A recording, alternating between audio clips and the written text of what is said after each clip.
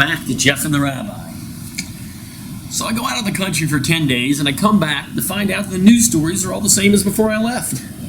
Another woman is complaining that some man she worked for 20 years ago made sexual advances to her on the job. Me too, me too, me too. Wow. I am as shocked to hear that men are sexually aggressive to women as Inspector Renault was to find that gambling was going on in Rick's Cafe in Casablanca. For those of you under 30, that's like saying, duh. Wow. Yeah, because there's people that don't know that. Yeah. Now, I'm not the kind of guy that likes to go outside the political correct boundaries. But why is it that we only hear from the women that are no longer working for their accusers, when we don't seem to be getting groping? We don't seem to be getting groping stories from the gals that are still climbing the office or political ladder? The reason to me is pretty clear. We all agree that the handsy head honcho is disgusting, but many of the victims comprehended this situation long ago and made a thought-out career decision. If the job was more important than their virtue, then they let the repulsive behavior pass. If honor was more paramount to them, they either reported the guy, as they should have, or quit. Now, if we all want a society where men and women work close together, we probably need to take maybe all of us take a little bit of a sexual, I messed that one up. We probably all need to take a lesson, that's what I was trying to say, a lesson in sexuality first. You see where I'm getting here. Men by nature are and will be more sexually aggressive. Women have a right to be in a safe and invulnerable work setting, but they have to have a grasp on reality as well. Some places are just not the correct environments for them to work. Now, before you label me Archie Bunker, stifle yourself, meathead, and hear me out. Didn't you ever wonder why you only heard the accusations from the less successful actresses about Harvey Weinstein's behavior? What happened to all those superstars that started out in his movie? From what we now know about the perverted producer, he hit on every starlet, no exceptions. Clearly, the flourishing stars made the difficult decision that their careers were more important than their pride and understandably keeping their food down. So I guess before they got showered with success, they showered with Harvey. Now, the point here is that while sexual harassment is unacceptable at every level, and even gross, we all have to stop playing stupid about human nature. It isn't just the depraved, deviant, dirtbag man that desire these deeds, but all men by nature possess these inclinations.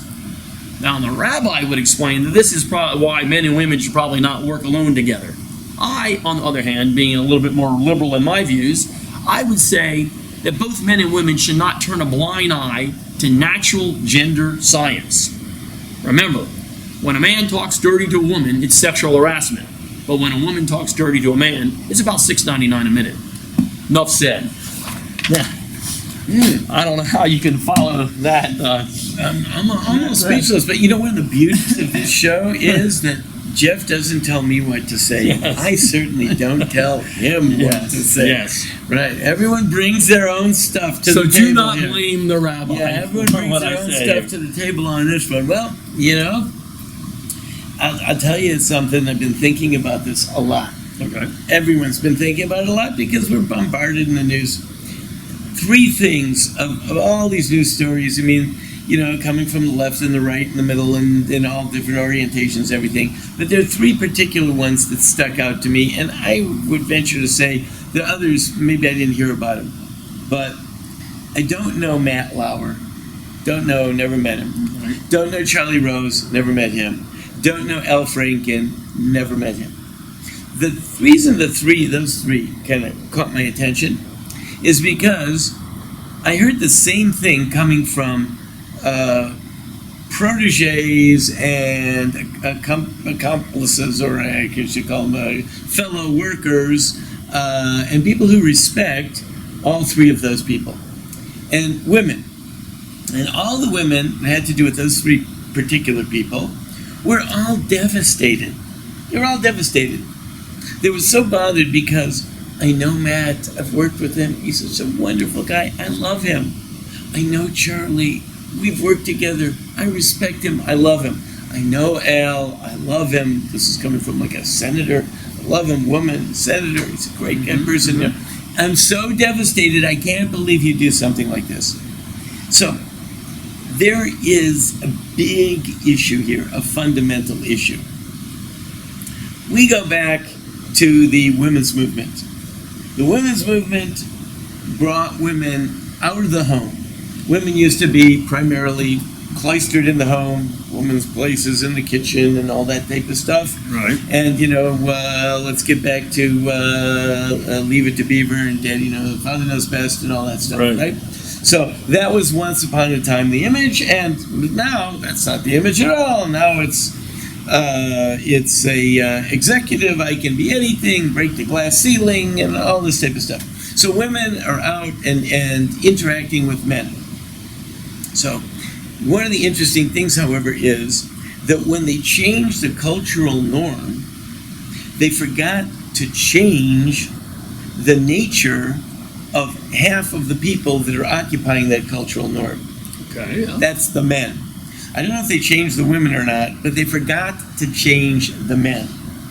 And when they forgot to change the men, they forgot to tell the men who have a tendency to see and like to grab whatever they see, and who have a tendency to impress their own desires on other people, and who usually will have a tendency to take advantage of any time they perceive a weakness. Right. They forgot to tell them that now that you have all these women, you're accessible to all these women all the time, everywhere, you have to change your nature and stop doing all of that. They just forgot that the men didn't get the memo. The men didn't get the memo that they're supposed to now that they have all these women around all the time, as opposed to where it used to be that they didn't have as much access to women. They didn't have as much free access to women. They didn't go out to dinners with women. You didn't invite women to your apartment and all that type of stuff. And you couldn't try those type of things because there wasn't as much interaction. Well, things were a little bit different. But now that there's all this interaction and everyone wants to have the opportunities, the enhanced economic opportunities, and the positions of power and positions of influence in society, which are now going to be equally distributed amongst men and women, that brings men and women into constant contact with each other. And without a strong set of guidelines in place in advance, all of this was a recipe for disaster, and this is the disaster that we're reaping the rewards of. I agree with what you said, but I think half the problem is not only did they forget to give these strong set of guidelines, I think maybe some of the problem is they don't want to give these strong set of guidelines because it makes a lot of changes. If you're saying there's a extreme difference between men and women, and we all need to realize that, whether it's because of chemicals inside our bodies, because it's the way we act, then you have to accept that there are extreme differences. That means a man can't be a woman can't be a man, and a lot of things change. So I think there's a lot of reasons, even today when we see all this going on, that we don't have those answers. We don't have those boundaries. We don't have boundaries, and that's exactly it. Because we don't have boundaries, maybe we don't want to recognize those boundaries. Maybe we say it's all just a matter of education. If everyone will be re-educated properly, they'll be more respectful of boundaries. The bottom line is, I don't know if Matt Lauer is a nice guy or a bad guy. I never met him. But he could be a very nice guy. He might be. He could still act despicably. Because nice guys, without good boundaries in place, will act despicably. Good people from good backgrounds and educated people and respectful people and everything like that. Men who don't follow certain guidelines that, watch this line coming, that were put in place by the Torah thousands of years ago. Right. If you don't follow certain guidelines, it's going to lead to good men doing despicable things. And of course, despicable men are going to do despicable things, but they'll do them anyway. Yeah, but I think the point of the matter, and maybe I missed it in my opening remarks here because being so blunt, but the point of the matter is, I think the reason that those boundaries are not there is because a lot of people in society, including those women, do not want those boundaries in there, because I think it makes a lot of changes. Like you talked about Matt Lauer, for example, and all these women that says, gosh, he's such a nice guy, and Charlie Rose's people, what a great guy, or even Harvey Weinstein, not too many people said a great guy, but maybe he didn't get that. But the point of the matter is, they probably knew what was going on, but they didn't want to set those boundaries. And I know this, I don't want to put the burden on the women, but a lot of women did make a choice They could have left. You want to go work for a congressman. It's an amazing thing. What an awesome job to go work for John Conyers, to work for a congressman. When something like this occurs, you have to decide, you know what? I shouldn't be here, and no one should be working for this guy because he's a bad guy, or he's a guy who wants power. That didn't come out about him. Now, everybody, it turns out, knew that John Conyers would show up to a meeting in his underwear. Things like that happen. But I think the problem is nobody wants to set those boundaries. We all wanted things followed, but we don't want to set rules. We don't want to set boundaries because that's what the Torah does, and we disagree with that. You know, that kind of changes things. Then what can I not succeed now? Listen, I still want to work for this congressman, even though he does bad things. Right. So therefore, now that we have this situation, you got to take it one way or another. If you want to set the boundaries, then you can play by the rules, and then you can call out people who don't play by those rules. For example, you've got a rabbi, and the rabbi believes in all the boundaries. If the rabbi crosses the boundaries, he's going to get whacked. He has got to be knocked off because he proclaims the boundaries, right, and he doesn't live by them. Okay, but if you want to go into a society that disregards the boundaries and people cross boundaries and they take advantage, well, listen, if you don't want to play with boundaries, you're not going to play with boundaries. So when the guy invites you into his office, if the man invites the woman into his office for a private conversation, the woman has to leave the door open when she goes in the office. He says, no, I want the door closed. She says, no, the door's got to stay open. He says, you're going to lose your job if you don't close that door. She says, I got to lose my job. And I like that because I think, and again, maybe you didn't say it as eloquently as that, but my point is there are a lot of women who did make the decision, you know what? You're not going to close the door, I'm done. You're going to show up to a meeting in your underwear, I'm done. My point was with people like Harvey Weinstein, there were a lot of, you notice the actresses that you hear about now, you probably haven't heard about it because they did say, I'm done, and they walked. Right. But some of them that we probably know the names are very famous actresses right now saying, you know what? I have no choice. To want to succeed in my profession, I have to stay in this room and I have to do whatever because there are no boundaries set. I mean, they even had a term in the guy's contract that said, we'll pay off all your sexual harassment problems. That was part of it, and then some you have to pay, whatever. So if society, and maybe it happens more out in Hollywood, doesn't want to declare this is wrong, you know, how is it supposed to work for us? Because it worked out well for a lot of these actors, and I'm not saying the burden on them, but they went along with it, and they're now famous actresses. Some of them quit; they didn't get to stay in the profession anymore. Right. I think what they did was they deluded themselves, and what people do going into this is they delude themselves. They should know full well that if the guy invites you up to his apartment, something bad is going to happen. However, they deluded themselves by saying he's a nice guy.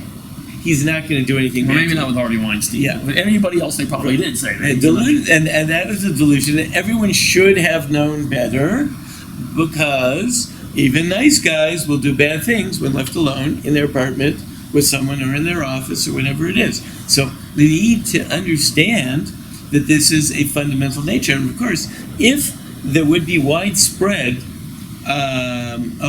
feeling that, no, I don't come into your office with the door closed, and if Harvey Weinstein found that actress after actress spurned him, then he actually might have to give jobs to some actresses that did come into his apartment. Which is a great point. But how do you do that? Right before the show, I think I mentioned to you when we were talking about it, with my daughter, for day one of it, listen, this is what guys are. I don't care if he's the nicest guy, and I tell him this all the time. You're in college, the nicest little boy, nice little Jewish boy. It does not matter. He is thinking the exact same thing as the other guy's thinking, and he might want to take you, I'll take you home, I'll take you. So I've taught my daughter, hopefully, and she listened, is no matter what that guy says, it's not because he's a bad guy. Right. When what he says, you do not go over here with him. You don't, because I've almost said, I don't want to get people upset here, it almost would be your fault if you left the bar, you left your group of friends, and you went with this guy. Because I'm not saying, listen, I'm not taking the blame off this guy if he does something, but it would be your fault, don't do it. Right. Now, I'm allowed to say that to my daughter, but you cannot say that in society now, because that's saying that you're changing the rules of society. So how does it work? The Talmud said it. The Talmud said that ein apotropos la'arayos, which means sounds so much better than the way I said it. When it comes to sexual impropriety, there is no safeguard, which means once you get into that situation, all bets are off. Like if your daughter goes to accept the ride with the guy, and she gets in this car, anything can happen. So before you get into the situation, as your last chance, as nice as he might be, your last chance is don't get into the situation. Once you're in a situation, anything can happen. Nicest guy, best person, because there's human nature, and that is a fact of human nature. It's not an act of education. Now, people can educate themselves, regulate themselves, and if everyone follows the rules. We're not dating in such and such a spot. It's too secluded for us. We're not going to go out at such and such a time. I'm not going to meet you in such and such a place. Those are the things when everyone is thinking calmly. They set their guidelines in advance. So your daughter gets invited out, where are we going? How about here? She said, no, how about not here? How about there instead? Well, why? I think the problem is I'm allowed to say that. I think even liberals, conservatives, we all say that to our daughters. Why can we not say that in society? We have to say no. Men have to be taught that in schools that you can't do this, you can't do that. Listen, I truly believe, which I think a lot of people don't, in human nature, like you just said. I'm talking about, I know very good guys that I would not let go out with my daughter. Why can't we do that in society, and we can talk about our daughters like that? So, as you said, we're getting back to the point that we are fundamentally recognizing that there is a basic, substantive, fundamental, organic, whatever, as broad a term as you want, difference between men and women. And you thought I was politically correct in what I just said here. And you're right. I don't always agree with everything. You're right. You've won me over. The only way to say it is that you have to recognize the differences. If you refuse to recognize the differences, if you pretend those differences don't exist, then you end up reaping these bitter rewards. You've got to recognize that differences exist. So even if I put on a dress and then I want to change in the locker room, you should still worry about me. Well, you should worry about me anyway, but I am so worried about you. It's all I do is worry about you. I should give you less to worry about me. But the thing is, so you can't change human nature, is what you're trying to say. Right. You can't, but you can certainly guide it, and you can actually elevate above it. But you have to have certain fundamental safeguards in place. There is a big body of law, rabbinic law, about man and woman may not be alone together in all kinds of circumstances and situations, when that is true and when it's not true, how many men, how many women, when, what, where, what, all these details, right? That is a fundamental bedrock that we put in place. Now we hope that people rise above that and beyond that, but we put these bedrock rules in place, and we hope that we're assuming everyone wants to do good. Every man does not want to harass a woman. Every man does not want to bring disgrace upon himself or pain upon another person. And every man wants to conduct himself properly, but certain guidelines have to be put in place. And everyone has to do their best to observe those guidelines. The men do, the women do.